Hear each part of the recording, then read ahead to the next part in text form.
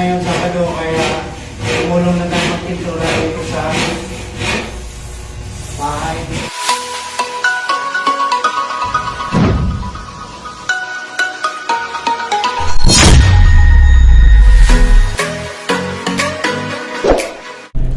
Magandang araw sa inyong lahat mga idol. Welcome muli sa akin channel. Kumusta na kayong lahat?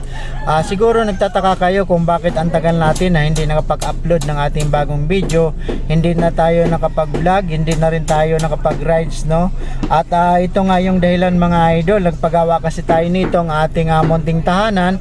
Nagpadagdag tayo ng 2 kwarto sa itaas ng ating bahay. Kaya medyo busy tayo ngayon at tinutukan na natin ito para maayos at matapos agad mga idol.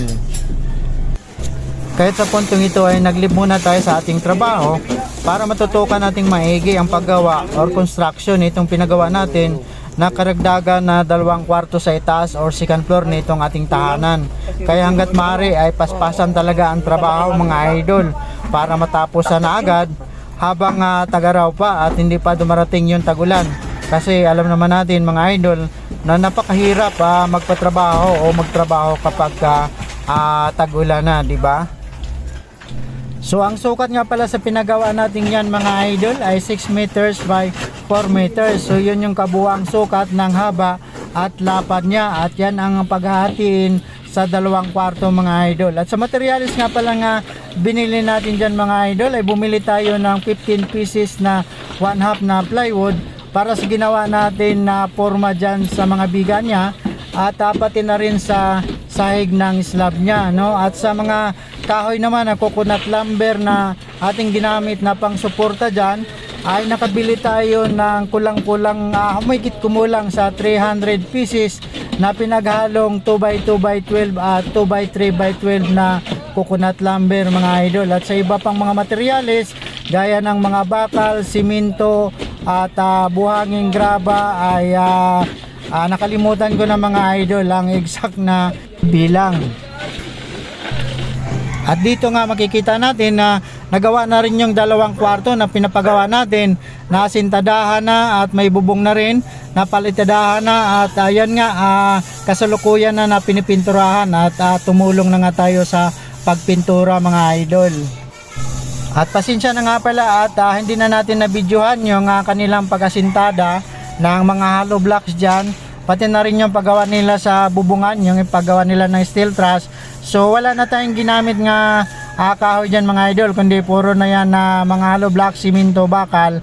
At yung bubungan ay naka-steel truss na mga idol, no? Wala na tayong kahoy na ginagamit dyan. So ayan nga mga idol, tumulong na tayo sa pagpipintura habang wala pa tayong pasok para mas mapabilis pa yung trabaho. At the same time, makatipid pa tayo sa ating babayad sa labor dahil alam naman natin sa panahon ngayon na napakamahal na rin ng singil o bayaran sa mga nagko-construction worker.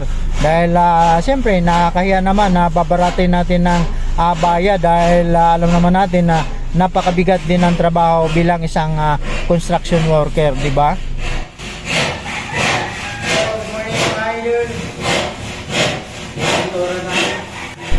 At sa puntong yan nga pala mga idol ay nalagyan na rin nila ng mga kisame yung 2 kwarto at ang kulang na lang na hindi pa nila nalagyan ng kisame ay yung sa bandang hallway na lang. Din ay kabit na rin nila yung mga pintuan nito. So ang mga kulang na lang nito ay mga bintana, mga ilaw at ang mga kornisa na ikakabit doon sa pagitan ng mga kisame at mga dingding nito. At pagkatapos niyan ay ayos na, okay na mga idol. Mulong na lang magpintura dito sa bahay.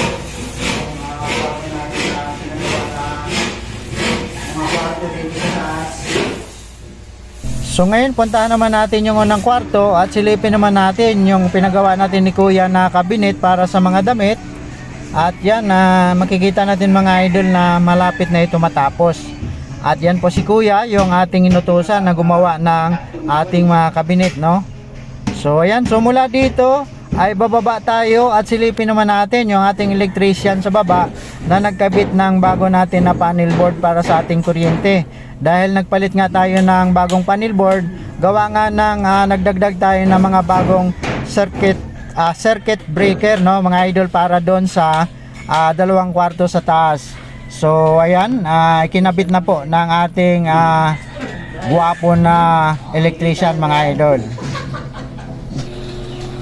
So ayan, hanggang dito na lang muna yung video natin ngayon mga idol, at maraming salamat po sa inyong panonood, at sa hindi pa nakapag-subscribe sa ating munting channel, pag-subscribe na lang, at kung nagustuhan naman nyo ang video na to, paki-like, paki-share, at paki-pindot na rin ang ating notification bell para maging updated kayo sa mga bago nating upload. Alright, so ayan, God bless po sa inyo lahat, bye bye!